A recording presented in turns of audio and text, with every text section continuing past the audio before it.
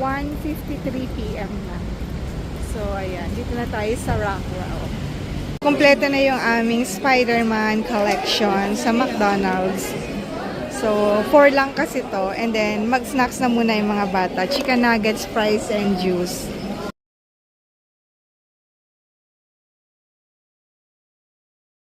Kasi 3 o'clock ang start nung movie. And 2:45 na. Hindi ba dapat ikaw yung masusurprise? Hindi, surprise ko to sa inyo. May cinema tayo ngayon. At Akila, excited ka? Yeah. Cinema? Okay, let's go. Bili na tayo ng popcorn. Abot pa tayo. No, okay lang. Malaki naman yan. Andito na kami sa Cinema 3. Let's go. Why does Spider-Man die?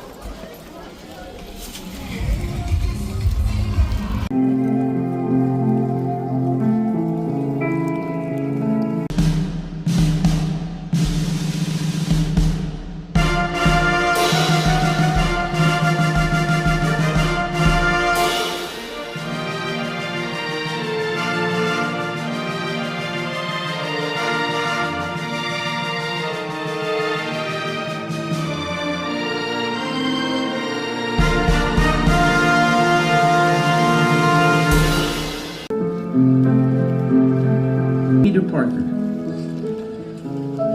You don't remember me, but I have something to tell you that's gonna sound crazy. I'm gonna go talk to someone.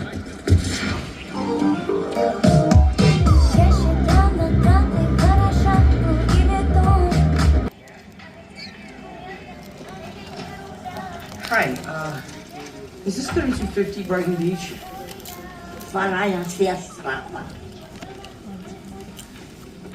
I think I know what that means. What? You don't wear clothes in Albania.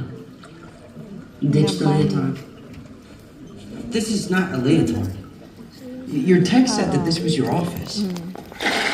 This is my office. Get in. Yan, tapos na yung aming movie. Time is 5:20. 5:20. Spider-Man. Eto ba? Oh, let's go na.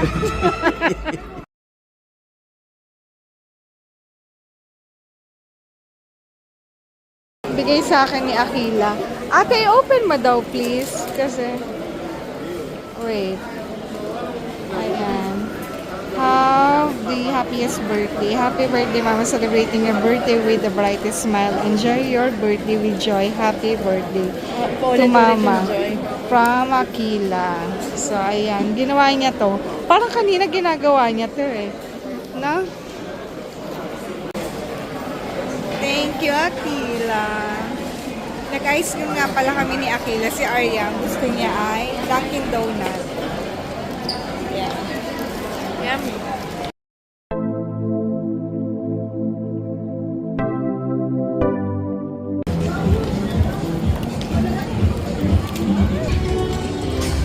Andito na kami sa BGC High Street. Mag-dinner tayo dito sa Fridays. Ayan, dito kami. Saan? Dito ako sa gitna.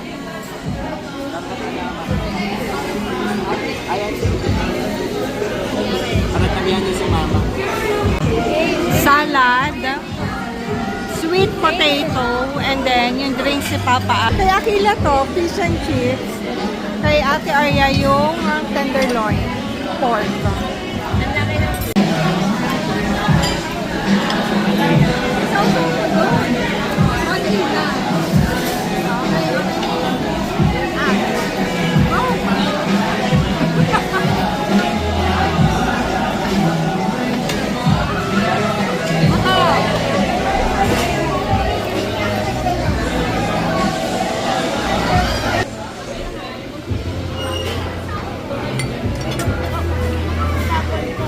Thank you.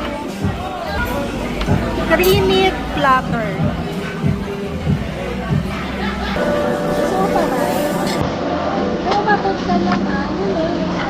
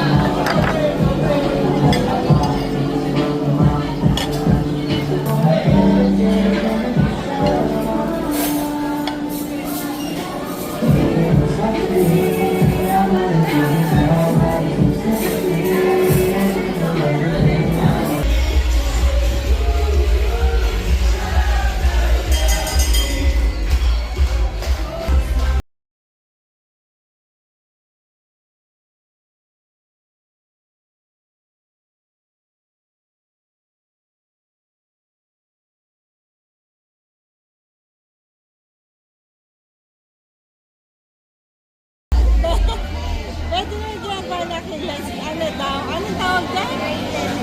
Pang straight daw. Plancha.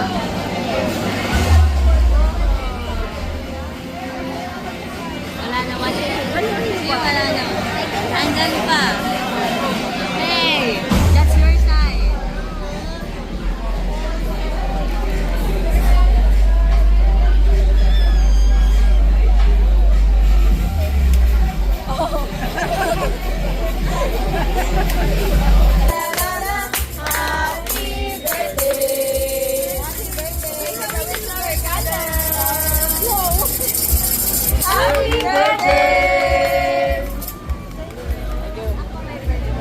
Nagulat ako dun sa pakanta nila. And ito yung vanilla ice cream. Medyo natunaw. Kinakain ni Akila. Akala kasi siguro nila si Akila yung may birthday. Kaya yung kanta nila pang bata na Akila. Ate. Ikaw to Akila. Happy birthday Akila. May crown ka pa dyan. Gawa lang niya yan eh. Nasa ulo niya na. Ito naman si Ate Arya, busy kumakanta. Ayaw tantanan yung buhok ko. Ayan. Pakita mo daw ate, para makita ko rin. Ayan naman.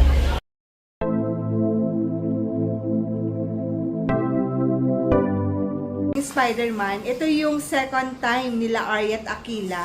And second time namin as a family na manood ng sine. Kasi yung first time nila, nung year 2019 pa. So, yun yung time na 4 years old pa lang si Akila and then si Ate Arya is 7 years old.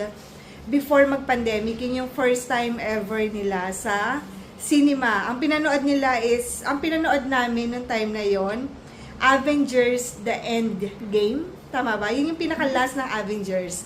So, ito, tingnan nyo tong picture na to.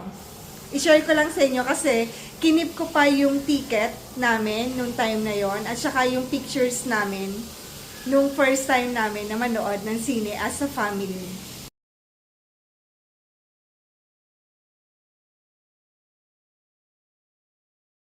Kita nyo, di ba? Ang cute pa nila, ang liliit pa nila dyan. Tapos ngayon yung second time, which is malaki na sila. So, ayan, sobrang nag-enjoy nga pala kami and surprise ito sa mga bata kasi nga, nung Thursday, sabi namin, fully booked na.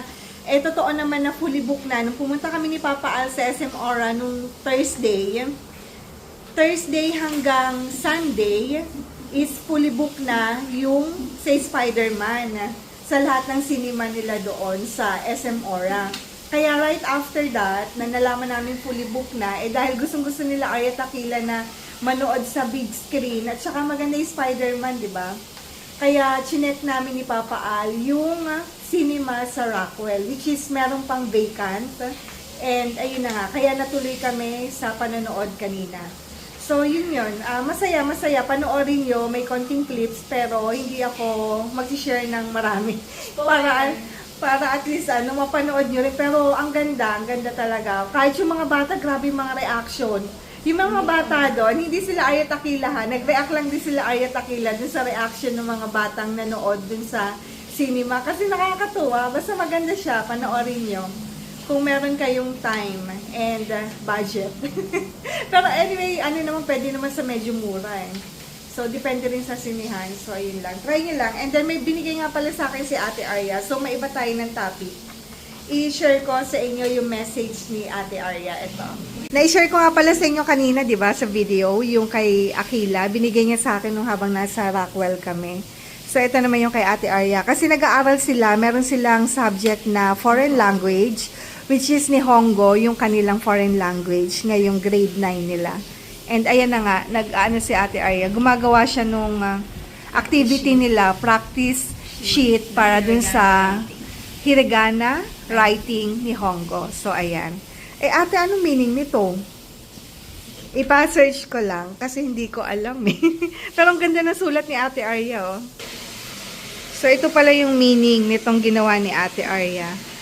Ito, I am grateful for everything up to this point. I am grateful for everything you have done for me. Happy birthday! Happy birthday to me! So, yun lang yung ating birthday ganap sa aking kaarawan. So, ayan, tumatanda na tayo. And, that's all. Thank you. Thank you for watching. Bye!